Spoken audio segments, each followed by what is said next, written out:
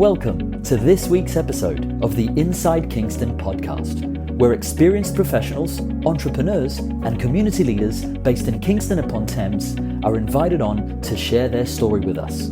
I'm your host, Amir Rochalina. This week's episode of the Inside Kingston podcast is brought to you by Holland Harnham Wills, a financial planning and wealth management firm based in Kingston upon Thames.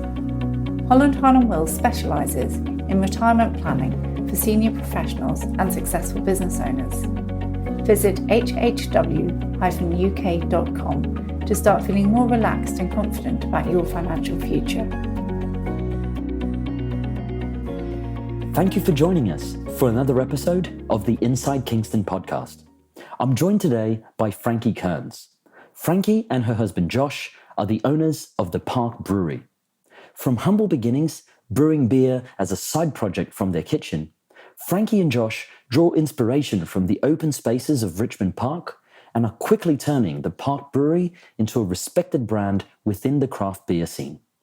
What's unique about Frankie and Josh is how they've involved the local community in their expansion plans by raising money through crowdfunding. And be sure to listen to the end, where Frankie explains how they're supporting the Friends of Richmond Park and its Tread Lightly campaign to raise awareness about preserving our local green spaces. So whether you're interested in the world of craft beers or would like to know more about what it takes to run a successful independent brewery, then I hope you enjoy this episode of the Inside Kingston podcast.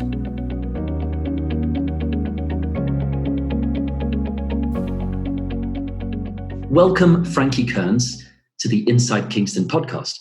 Frankie, I'm really excited about this conversation because not only am I a big fan of craft beer, but I'm also curious to know more about what it takes to run a successful brewery. And I think there are lessons there that our listeners can apply to their own businesses too.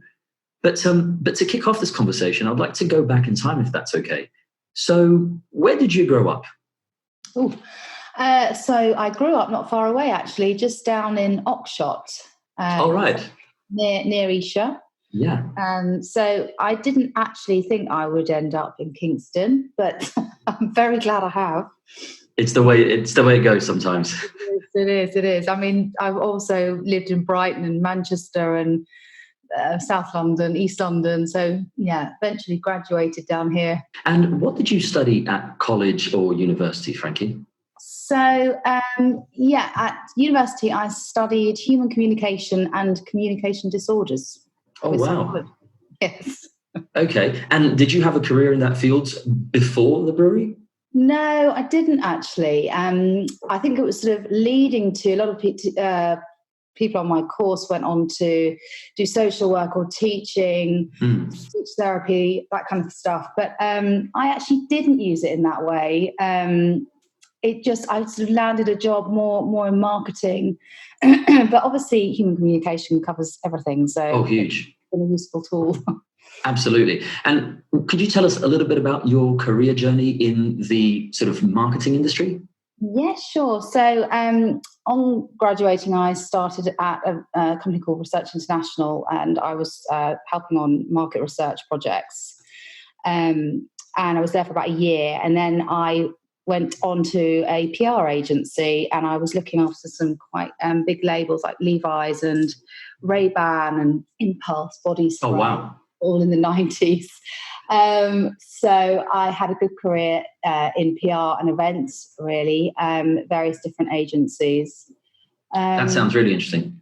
It was brilliant. It was a very good experience, good fun. And it was a good time to do it, I think, because obviously that was a different era. That's fantastic. And Frankie, I understand that along the way, you and your husband, Josh, basically started brewing beer as a side project, which of course then takes us to the point where you today have Park Brewery, which is an established brewery here in Kingston. Could you tell me a little bit about those early days of just brewing beer from your kitchen, I guess, to where Park Brewery is today? Yes, certainly. So I think basically we'd had our children. Josh was actually at that point a freelance photographer, okay. And I'm trekking into London for a PR agency role. And I think we both had our sort of sight sets on something slightly different. And Josh purchased a very basic little homebrew kit from Wilco's and started sort of pottering about with it in the kitchen. I didn't really notice. I was so busy on other stuff. And he just kept sort of thrusting cups of beer under my nose and saying, try this. And I would turn my nose up. And eventually I thought, actually, you've got something quite good here. And so, it just literally, it was in our kitchen, and then it graduated to the shed. And the pots got a little bit bigger, and he started getting more and more enthusiastic. And we had a friend who has a couple of bars, he did have in Clapham and Chelsea. So we said, would you trial it with your customers and just see what they think? And so we sort of agreed on a particular beer that we all liked, which is actually Gallows, which is still in existence now. It's one of our main beers. And it went really well. So it was a really good way to test the water. And then after that, gosh, it's just been sort of open doors, really. Josh found a unit that was empty around the corner from our house. Got some details on it, and a very kind landlord said that we could use it because he had no use for it. He was turning it into residential, but hadn't got any immediate plans. So we moved in there, and I then sort of joined Josh really in the whole project. And that was 2014, summer of 2014, that we moved in to this little unit near the Wych Elm, just in KT2. And we were in there for a good few years, and then we did a crowdfunding campaign in 2018. Last year, and really took it up massively, and sort of quadrupled the size of our kit, and moved into a much bigger warehouse in KT1. So that's where you are today, right? So could you tell me a little bit about your business today, Frankie? How many people do you have working with you? And I guess in beer terms, what sort of volume of beer are you guys brewing? Sure. So we there's 4 of us now, and we have a drayman as well, which is brilliant. So someone to come and deliver the beer, because that's obviously such a huge part of our roles. And we brew usually 3 times a week, 2 to 3 times a week, and the brew length varies depending on what we're brewing and how much we want to get out of it. But it's usually in the region of about 2.5 to 3,000 litres. Wow. So that will go usually into casks, so into the barrels that end up in the pubs, or kegs, or cans. So we spread that across the various different formats, and then, get it out there. That's amazing. You know what I find fascinating about that story and the journey you guys have gone through, Frankie, is just the possibility that something that starts in your kitchen can become what the Park Brewery is today. I love the idea that is even possible, and that should definitely inspire some of our listeners who perhaps have a side project of their own at the moment, but aspire to make that into their full-time business one day. So that's really an incredible story. Navigating the world of craft beers can be a little intimidating, obviously because of the variety of beers on offer. So for the benefit of our listeners, could you perhaps share some tips as to, say, how someone could get the most out of their visit to your brewery, or the most out of your range of beers? Do you have tap room, open evenings? Do you have things like that where people can just learn more and try to find out what they like? Yeah, absolutely. And we love getting people in, because often people will think that they don't know if they really like beer. And the sort of revolution that's happened in this world, this beer world, is amazing. And there is that sort of cliche, there's a beer for everyone, but there really is. And we found that actually when you do stick different pale ales, even, or porters, or whatever style you're talking about, really someone will be quite surprised usually and say, God, I really like that, and so it's great to get people in. We do open the tap room usually once a month. We'll have an open evening, sometimes more than that. And obviously we do brewery tours and all of that as well. So it's just a case of, if anyone is interested, keeping an eye on the website and the and socials. And Frankie, you guys also were quite innovative as to how you involve the community in your business, because of course you guys are the only brewery in Kingston upon Thames, and I understand that you raised money for your expansion through crowdfunding. Is that right? Yes. How was that experience for you? Terrifying. It's it is quite it's an amazing thing to do, and I do recommend it, but it is it's a full on project, and obviously while you're running a business yourself and managing the day-to-day of that and trying to think about opportunities within new businesses and everything else. And actually at the time we were also trying to relocate, so we were frantically looking for new premises. So there was a huge amount going on. As anybody knows in business, your plate spinning is just constant. Yeah. So putting that in the mix as well is a massive undertaking, but obviously hugely worth it. And the great thing about crowdfunding is that you kind of have fans for life. Essentially, you have supporters, because if they're in the shop and they see your beer, they're going to buy it. It's in their interest to do so. And amazing support from the community. It just shocked us how behind the whole thing everybody was, and how generous people were. And on that same vein of involving the local community in your business, Frankie, am I right in saying that you guys got your packaging designed locally by, is it students at Kingston College? Is that right? Yeah. Well, kind of.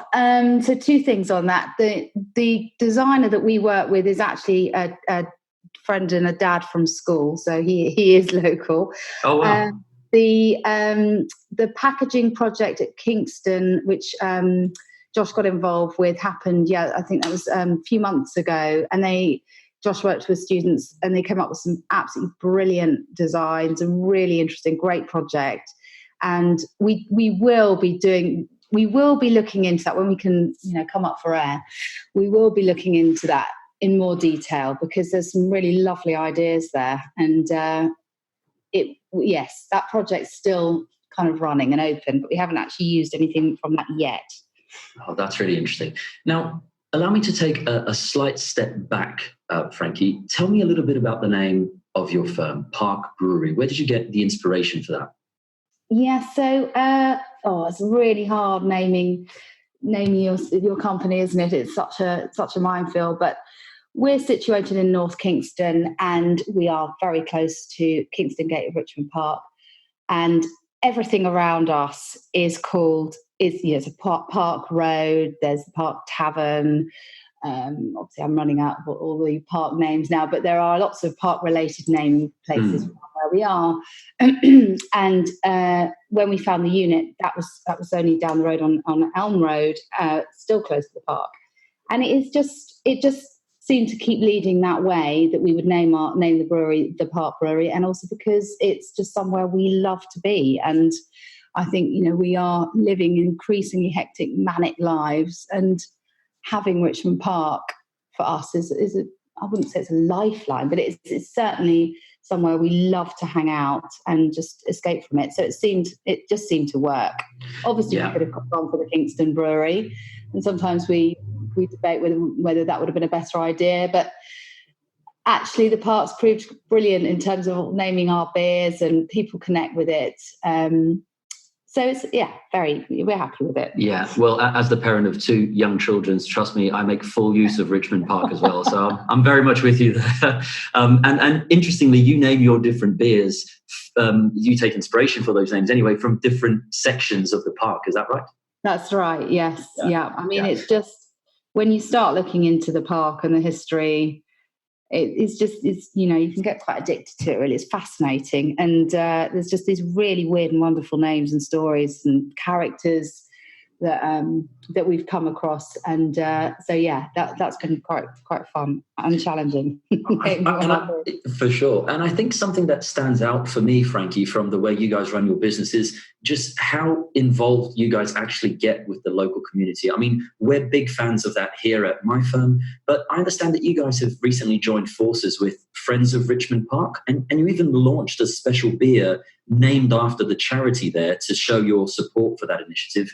Could you tell us a little bit about that? Yeah, sure. So obviously we're always really keen to further that connection with the park in any way that we can. We have had many conversations and different initiatives, but yes, the main one that we've been involved with is their campaign Tread Lightly, which was the Attenborough film. I don't know if anyone's seen it, but it's absolutely brilliant. I strongly recommend it. You can find it on the Friends of Richmond Park website. And the theme obviously being, take nothing, leave nothing, tread lightly, stick to the paths, look after the park. And we wanted to further that message by creating a beer, which was a very low ABV, very approachable, local ingredients. In fact, we've just rebrewed it with hops from Epsom. Oh, wow. So, the idea being sort of very little carbon impact, so trying to just keep it in theme, in line with appreciating nature and just, being as environmentally friendly as possible. All of our spent grain, by the way, goes to a farmer down in Hersham who feeds it to his sheep. What are some of the key business lessons that you've learned throughout your life? Obviously, from our side, it's very competitive. I'm sure it is in many businesses. It's very physical, as physically draining as well as mentally draining for both of us, actually, even though Josh would brews a lot, and that's very physical. Obviously, I'm getting out and doing quite a lot of deliveries and sampling and all that stuff, lots of lugging about. So it's tiring. And I think probably one of the main things I'd say is just to keep digging in. And it does go so up and down. And there are days when you just think, God, I just can't be bothered anymore. I've had it. But, the next day, something good is probably going to happen. And it is very, very up and down.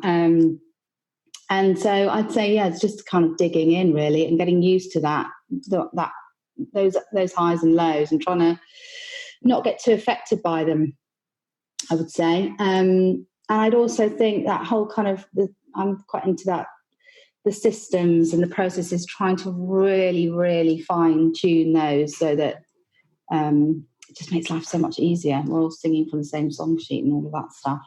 Absolutely. We're kindred spirits there, Frankie. In our business, we also have all sorts of ups and downs with changes in legislation, regulation, markets. But the reality is the good bits make up for all the bits that are not so good. So no, we're with you there. Digging in, I think, is an absolutely great bit of advice. Yes. When you look back at your career journey today, what are you most proud of?